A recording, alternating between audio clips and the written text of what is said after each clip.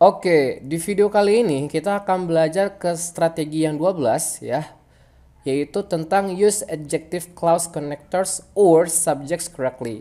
Artinya, kita ini sama seperti strategi sebelumnya, kita masih belajar tentang adjective clause connector, tapi hanya saja konektornya itu selain berfungsi sebagai konektor, dia juga berfungsi sebagai subjek. Nah, secara general sama seperti strategi sebelumnya bahwa adjective clause itu berfungsi untuk menjelaskan noun-nya gitu. Nah, kalau gitu pertama-tama kita harus tahu dulu nih apa-apa aja konektor yang juga berfungsi sebagai subjek dalam adjective clause ini. Yang pertama, itu ada who. Who itu untuk menjelaskan noun yang berupa people ataupun orang. Yang kedua, konektor yang kedua itu which. Ini untuk menjelaskan noun yang berupa benda. Yang ketiga itu ada that. That ini bisa keduanya, yaitu bisa orang atau bisa benda. Jadi boleh nih kalau that itu bisa menjelaskan noun yang berupa orang dan bisa juga menjelaskan noun yang berupa benda. Oke, kira-kira gimana nih contoh kalimatnya kalau kita menggunakan adjective clause connectors yang juga berfungsi sebagai subjek? Oke, kalimat pertama, ini contohnya ya. The woman, misalnya nih, is filling the glass.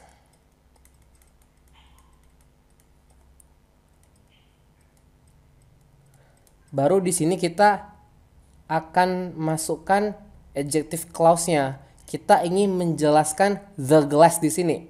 Oke. Berarti misalkan kita memakai which misalnya. Which. Nah, kalau di video sebelumnya kita setelah which ini ataupun setelah konektor kita menambahkan subjek lagi. Di sini kita langsung menambahkan verb-nya. Misalkan which is on the table. Nah, misalnya. Kalau kita coba nih analisa kalimat ini, ya, subjeknya mana? Subjeknya the woman, subjek utamanya. Verb utamanya itu is filling. The glass, nah ini objeknya, ini noun-nya. Karena the glass ini merupakan benda, kita menggunakan konektor which ini. Nah, disinilah masuk adjective clause konektornya. Which di sini berfungsi sebagai konektor dan juga berfungsi sebagai subjek. Pada klausa ini langsung diikutin oleh verbnya. Kalau sebelumnya which ini sebagai konektor aja dan setelah which ataupun setelah konektornya itu subjek lagi baru verb. Kalau ini konektornya juga sekaligus berfungsi sebagai subjek pada klausa ini. Sekarang adjective clause-nya yang mana? Adjective clause-nya yang ini nih, yang aku kotaki warna merah. Nah, ini semua menjelaskan the glass. Inilah adjective clause-nya. Kita tahu adjective clause itu menjelaskan noun. Nah, noun yang sini adalah the glass-nya. Oke. Contoh kalimat yang kedua. Nah, misalkan the glass. Nah, misalkan kita menggunakan that misalnya. That is on the table misalnya. Contains milk. Sekarang coba kita analisa nih. Mana subjek utamanya? The glass. Ini subjeknya. That is on the table ini merupakan adjective clause yang mana that ini berfungsi selain sebagai konektor, dia juga berfungsi sebagai subjek. Ini adalah verbnya is. Verb utamanya mana? Contains milk. Ini verb utamanya. Nah, yang aku kotakin warna merah ini, ya, yang that is on the table ini, oke. Ini itu menjelaskan the glass-nya. Kayak gitu. Konsepnya sama seperti strategi yang ke-11, hanya saja di sini ada tambahan connectors yang juga berfungsi sekaligus sebagai subjek. Which dengan that ini mungkin kita ketemu ya. Ini kita ketemu nih di strategi sebelumnya. Yang membedakannya kalau di strategi sebelumnya itu whom, ini tuh who. Jadi kalau who itu adjective clause connectors yang dia bisa berfungsi sebagai subjek juga. Oke? Nah, berarti kalau kita simpulkan nih ada dua template menurut template dari kalimat ini nih. Ya, menurut contoh kalimat ini. Template yang pertama, ya, template yang pertama, kalau aku punya subjek dan verb utama yang ada di sini, oke. Kemudian verbnya ini membutuhkan objek. Nah, objeknya di sini nantinya baru akan dijelaskan oleh apa? Oleh adjective clause kayak gitu. Misalkan konektor ya, yang juga berfungsi sebagai subjek di sini dan juga verbnya. Ini template yang pertama. Template yang kedua ya, ini subjeknya di sini. Terus kita ingin menjelaskan subjeknya ini. Kita ingin menjelaskan noun yang berfungsi sebagai subjek di sini. Baru kita masukkan adjective clause-nya, konektor yang juga sekaligus berfungsi sebagai subjek dan verbnya. Baru yang terakhir adalah verb utamanya lagi. Nah, ini adalah dua template yang kita dapatkan berdasarkan contoh dua kalimat ini nih. Oke, inilah templatenya. Nah, kita harus pahami template ini sehingga kita mudah untuk menjawab soal-soal latihan yang akan aku berikan selanjutnya. Oke. Nah, kalau sudah, nah seperti biasa aku punya contoh soal ya, 10 contoh soal di sini. Seperti biasa ya, aku ingin kalian menganalisa apakah kalimat ini correct or incorrect, benar atau salah. Berdasarkan apa? Pertama, analisa subjeknya. Subjeknya mana? Kemudian verbnya mana? Kemudian adjective clause-nya mana nih?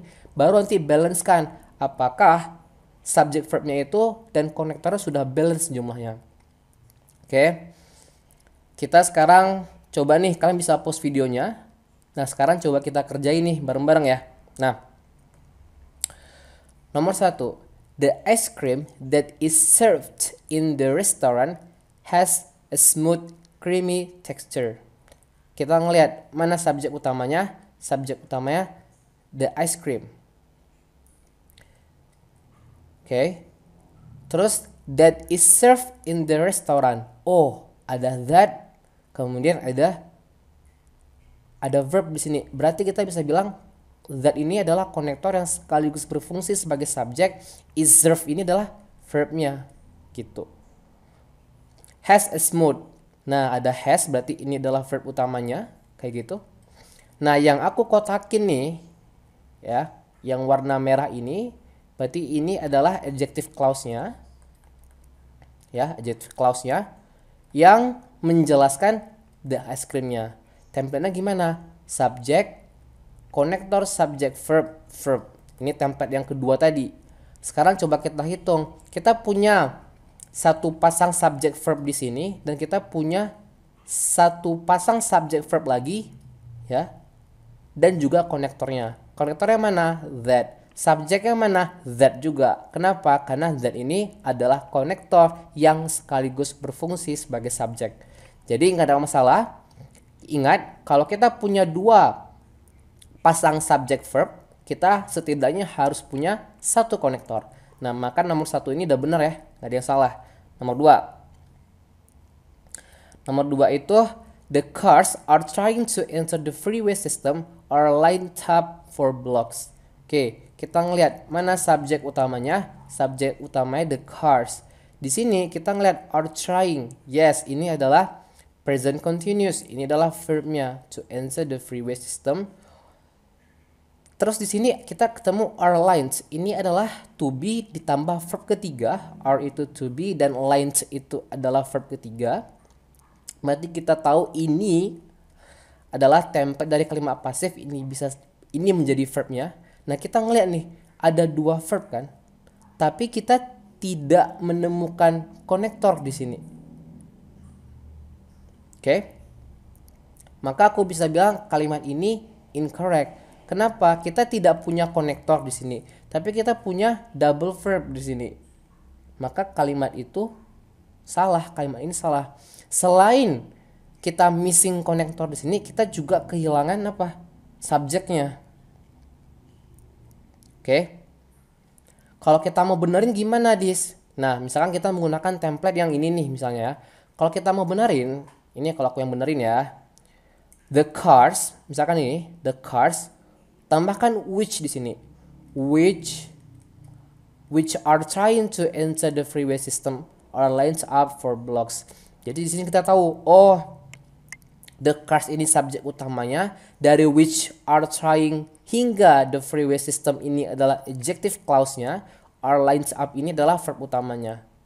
Nah, masalahnya kan kita tuh konektornya nggak ada, konektor yang sekaligus berfungsi sebagai subjek yang nggak ada, maka kalimat itu incorrect. Oke.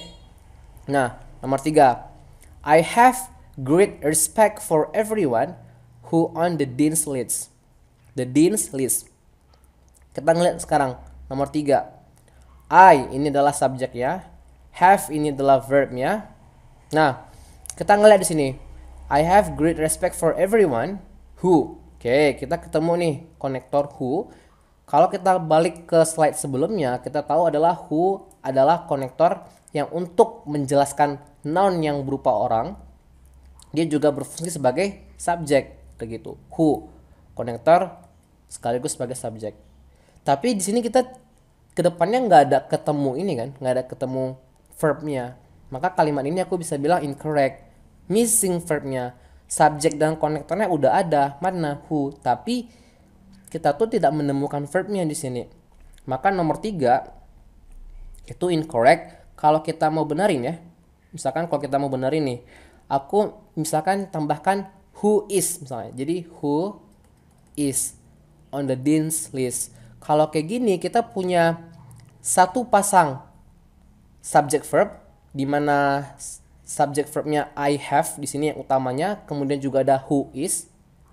Nah, subjeknya who dan verbnya is, konektornya who juga. Kalau gini bener. Masalahnya kan di sini tuh nggak ada is-nya, maka incorrect. Oke. Nomor 4. It is going to be very difficult to work with the man which just began working here. Oke. Nomor 4. Subjeknya mana? It is going ini verbnya, to be very difficult to work with the man. Nah, with the man which just began working here. Kita ngelihat di sini. Di sini kita punya which ini konektornya, terus di sini began ini verbnya. Berarti ini konektor yang juga sekaligus berfungsi sebagai subjek, ya kan? Nah, yang menjadi masalah adalah yang menjadi masalah di sini, which ini adalah konektor untuk menjelaskan benda. Sedangkan the man ini adalah orang, kayak gitu. Jadi ini incorrect juga kalau aku bilang. Kenapa? Yang dia jelaskan tuh the man. The man itu adalah orang, kayak gitu. Makanya kalau mau aku benarin, which ini aku coret harus aku ganti dengan apa? Dengan who. Supaya apa? Dia menjelaskan itu the man. Jadi bener gitu. Masalahnya kan enggak ya. Jadi incorrect. Oke, jadi di sini missing penggunaan konektornya itu tidak sesuai dengan fungsinya gitu. Oke. Nomor 5. The door that leads to the vault, it was tightly locked. Kita ngeliat mana subjeknya. Subjeknya tuh adalah the door. Nah, that leads to the vault. Oke, kita ngelihat di sini ada konektor that. Kita tahu konektor that ini sekaligus berfungsi sebagai subjek. Leads-nya ini adalah verbnya.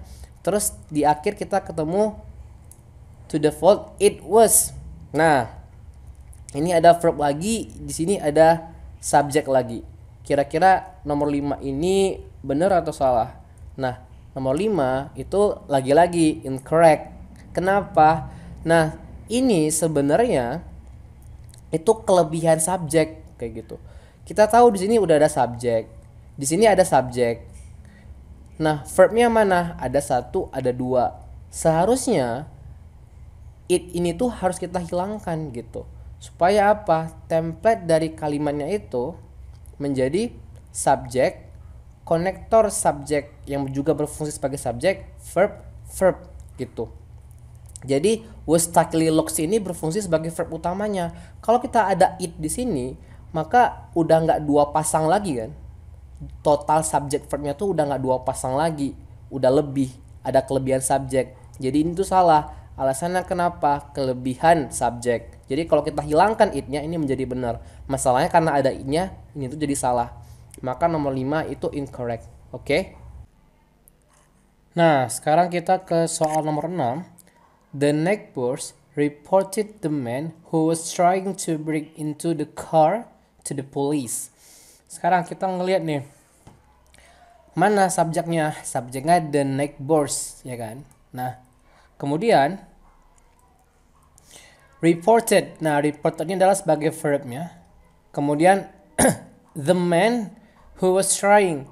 Nah, di sini kita ngeliat bahwa ada konektor who, dan konektor who ini juga sekaligus berfungsi sebagai subjek. Was trying adalah verbnya. Who itu menjelaskan the man, di mana the man itu adalah people. Oke, orang. Jadi udah benar nih penggunaan konektornya. Kita punya dua pasang subjek verb dan satu konektor, maka kalimat ini menjadi correct kayak gitu. Nggak ada yang salah sama kalimat yang nomor 6 ini. Sekarang nomor 7. These plants can only survive in an environment is extremely humid. Kita lihat sekarang subjeknya these plants can only survive. Yes, ini adalah verbnya.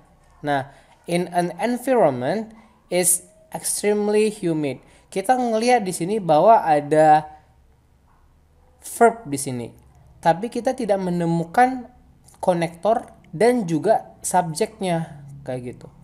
Kita tahu ini maksud soalnya adalah extremely humid ini akan menjelaskan environmentnya kayak gitu.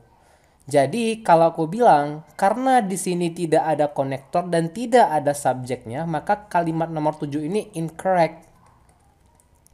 Kenapa? Tadi konektor sama subjeknya nggak ada. Kalau mau kita benerin gimana? Karena yang dijelaskan itu adalah an environment, ya, environment, maka ini itu adalah which. Nah, which is extremely humid. Nah, kalau kita tambahkan which ini menjadi benar. Kenapa? Karena which ini berfungsi sebagai konektor, juga berfungsi sebagai subjek pada klausa ini, gitu. Ya, nomor 8 sekarang.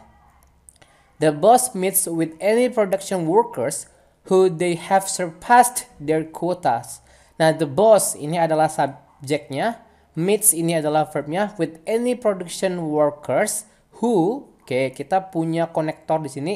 Kalau who berarti konektor yang sekaligus berfungsi sebagai subjek. Dia menjelaskan siapa? Workersnya. Workers ini apa? People. Maka penggunaan konektor who di sini sudah tepat. Yang menjadi masalah adalah kita tahu di sini ada verbnya, tapi dia menggunakan they di sini. Maka dari itu nomor 8 salah. Kenapa? Extra subjek. Kita tahu bahwa who di sini berfungsi sebagai konektor sekaligus subjek. Kalau misalkan ini harusnya benar, they-nya ini itu aku hilangkan kayak gitu. Karena kalau ada they-nya, maka subjeknya itu lebih satu. Sedangkan konsepnya adalah kalau aku punya dua pasang, ya ini kan ada dua pasang nih. Dua pasang subjek verb, kita harus punya konektor satu. Di sini the boss meets-nya itu adalah subjek verb utamanya. Who adalah konektor yang sekaligus berfungsi sebagai subjek, dan have surpassed ini adalah verbnya. Jadi kita tidak perlu they di situ. Maka ini tuh incorrect ya. Simpelnya karena ya ada they, jadi kelebihan subjek. Nomor 9. The sales clerk ran after the woman who had left her credit card in the store. Kita ngeliat nih. The sales clerk. Nah, ini adalah subjeknya. Run ini adalah verbnya. After the woman who. Nah, kita ngeliat di sini. Who adalah konektor yang sekaligus berfungsi sebagai subjek. Had left. Nah, ini adalah verbnya. The woman ini adalah people. Kita ngeliat penggunaan who di sini, konektornya itu udah bener. Karena apa? Who ini menjelaskan the woman, yang mana the woman itu adalah people, maka penggunaan konektornya udah sesuai fungsinya. Jadi ini ada satu subjek verb, di sini ada satu subjek verb lagi, yang mana who-nya ini berfungsi sebagai konektor dan juga subjek, maka kalimat ini udah benar nih. 2 pasang subjek verb dan 1 konektor, maka ini correct. Nah, adjective clause-nya yang mana? Adjective clause-nya itu dari who hingga in the store yang menjelaskan the woman. The woman yang mana? Oh, yang meninggalkan credit card-nya di store, di toko itu. Oke? Sekarang, nomor 10. The shoes which match the dress that was on sale. Nah, kita lihat. The shoes ini adalah subjeknya. Which match. Oke, kita ngelihat di sini ada konektor. Which, berarti kalau konektor which itu kita tahu dia sekaligus berfungsi sebagai subjek. Ini match ini adalah verbnya. Yang mana ini tuh menjelaskan the shoes-nya.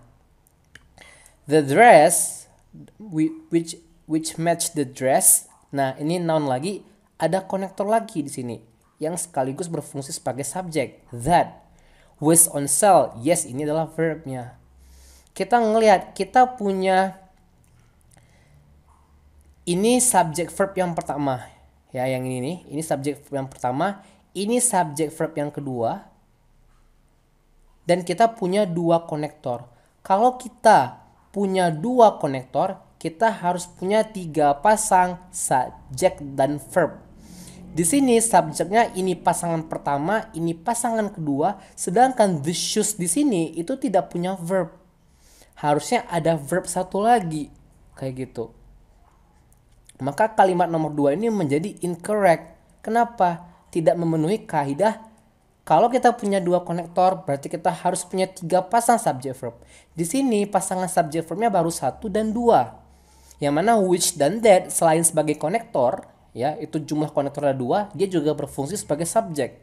Tapi verb dari the shoes-nya yang aku garis warna kuning ini nggak ada, justru malah nggak ada verb utamanya gitu. Jadi nomor 10 ini incorrect ya, missing verbnya. Kita tambahkan verb 1 lagi menjadi benar.